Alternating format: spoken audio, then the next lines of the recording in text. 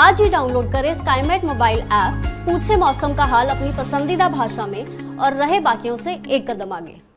नमस्ते दोस्तों, स्काईमेट वेदर में आप सभी का स्वागत है। मेरा नाम महेश पलावत है। 9 सितंबर का शाम का वीडियो है। अब आपने देखा होगा कि गर्मी और उमस अब बढ़ने लगी है, खास करके पंजाब में, हरियाणा में, दिल्ली, राजस्थान, इन सारे इलाकों में। उसका कारण यह है कि अब मौसम साफ होने लगा है और वेदर सिस्टम जो है वो कमजोर पड़ने लगे हैं। ये आप देखेंगे कि ये जो डिप्रेशन था, जो डीप डिप्रेशन था, यहाँ पर था, ये राजस्थान के ऊपर, कच्छ के ऊपर, ये अब सिंध और बलूचिस्तान के ऊपर पहुंच गया है।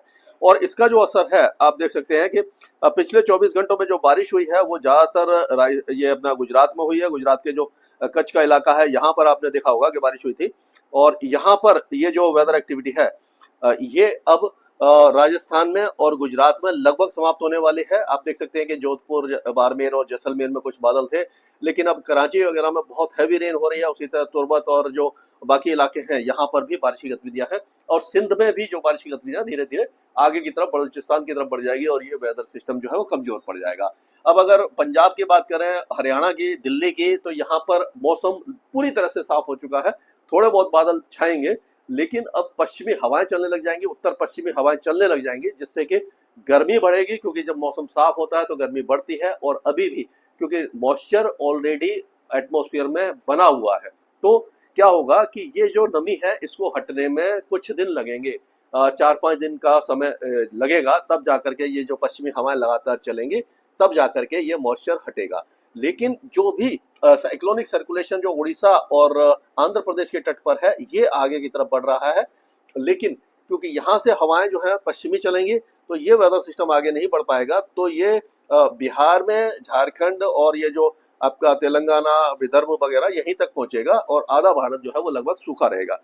तो इस पर भी बात करेंगे और देखते हैं कि अभी वेदर सिस्टम के हिसाब से क्या वो है, मतलब कि फोरकास्ट वगैरह है। तो ये अगर कल की बात करें, यानी 10 तारीख की बात करें, तो 10 तारीख में आप देखेंगे कि बारिश की गतिविधियां लगभग पूरे इलाके में समाप्त हो गई है। पहाड़ों पर भी अब धीरे धीरे मौसम सुधरने की कगार पर आ गया है। तो अगर हम देखेंगे तो यहाँ पर आप देखिए कि ये जो भी वेदर सिस्टम है यहाँ पर, तो इधर पे मतलब ये पश्चिमी हवाएं चलने लग जाएंगी, तो क्या होगा, गिलगित बाल्टिस्तान, मुजफ्फराबाद, लद्दाख, जम्मू कश्मीर, ये सारे इलाके लगभग सूख जाएंगे। हिमाचल और उत्तराखंड में हल्की बारिश होगी, अब यानी टुकड़ों में बारिश होगी। जो मूसलाधार बारिश से बादल फटने की घटनाएं थी और जो लैंडस्लाइड, मडस्लाइड हो रहा है, वो काफी हद तक रुक जाएगा और अब स्थिति में सुधार होने लगेगा। कुछ दिनों के बाद आप पहाड़ों का रुख कर सकते हैं, वहां पर जा सकते हैं, एंजॉय कर सकते हैं। लेकिन अभी भी क्योंकि ऑलरेडी पहाड़ कमजोर हो चुके हैं, तो थोड़ा सा ध्यान रखने की जरूरत है। जब वहां पर आपको सिचुएशन पूरी तरह सही हो जाए और आश्वस्त हो जाए, तभी वहां जाने का प्रोग्राम बनाएं। तो पाकिस्तान के ज्यादातर इलाके सूखे रहने वाले हैं। पंजाब, हरियाणा और उत्तर प्रदेश के पश्चिमी और मध्य भाग भी लगभग शुष्क रहने वाले हैं। उसी तरह से आप देखेंगे राजस्थान और ये गुजरात के साथ साथ जो पश्चिमी मध्य प्रदेश है, यहाँ पर भी मौसम की गतिविधियां ना के बराबर होने वाली है।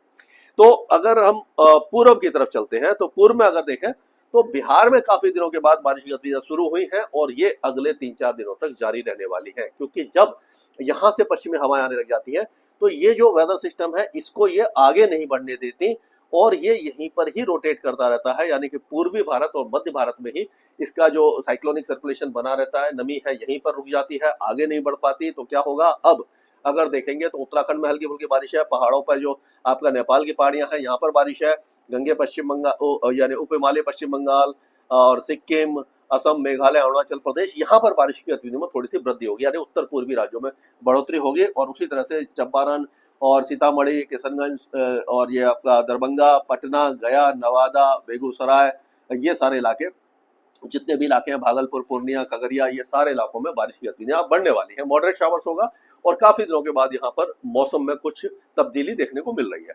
उसी तरह से हम देखेंगे झारखंड के कई इलाके बारिश देखेंगे, लेकिन अंदरूनी जो उड़ीसा है यहाँ पर बारिश होगी। और ये जो आपका छत्तीसगढ़ है, यहाँ पर लाइट टू मॉडरेट रेन आज कल परसों में दिखाई देगी।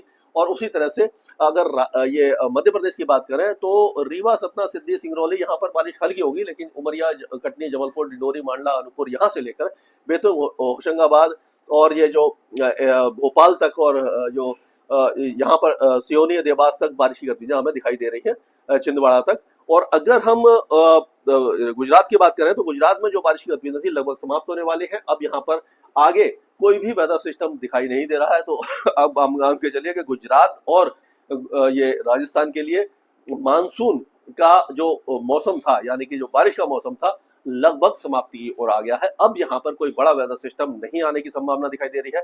अगर ऐसा कुछ होगा तो उसके बारे में पहले बता के रखूंगा, और ये मान के चलिए अब यहाँ पर धीरे धीरे गर्मी बढ़ेगी और मौसम साफ हो जाएगा और बारिश की संभावना काफी कम होती हुई नजर आ रही है। पश्चिमी मध्य प्रदेश में भी इसी तरह का हाल रहने वाला है, जैसे कि नीमच, रतलाम, उज्जैन और ये इंदौर, धार, खांडवा, खरगोन, अलीराजपुर, बड़वानी, ये सारे इलाके भी लगभग शुष्क होने वाले हैं। और उसी तरह से हम देख रहे हैं कि जो कोस्टल महाराष्ट्र है, यहाँ पर भी बारिश में काफी ज्यादा कमी देखने को मिलेगी, लेकिन ऐसा लग रहा है कि एक दो दिन के बाद, यानी कि 12 या 13 तारीख के आसपास हल्की बारिश की गतिविधियां, ये जो साउथ गुजरात है, सूरत, वलसाड़, नवसारी, डांग, पंचमहल से लेकर के मुंबई, थाने, दानू में हल्की फुल्की बौछारें दिखाई दे सकती है। लेकिन अगर विदर्भ और मराठवाड़ा की बात करें तो विदर्भ और मराठवाड़ा में बारिश की गतिविधियां हमें दिखाई दे रही हैं। नागपुर, अकोला, वाशिम, भंडारा, गढ़चिरौली, गोंडिया, बुल्दाना से लेकर के ब्रह्मपुरी, ये सारे इलाके बारिश देखेंगे। उसी तरह से मराठवाड़ा के कई इलाके देखेंगे, सांगली, सतना, कोल्हापुर में भी हल्की बारिश की संभावना नजर आ रही है। और ये जो अगर देखेंगे हम आंध्र प्रदेश के साथ साथ जो कर्नाटक है और तेलंगाना, इन सारे इलाकों में बारिश की गतिविधियां हैं। और बेंगलुरु, चामराजनगर, तुमकुर, हसन, हवेली और ये गडग, कोपल, धारवाड़, ये सारे इलाके भी इंटीरियर कर्नाटक के बारिश देखेंगे। कोस्टल कर्नाटका, केरला में बारिश कम होगी।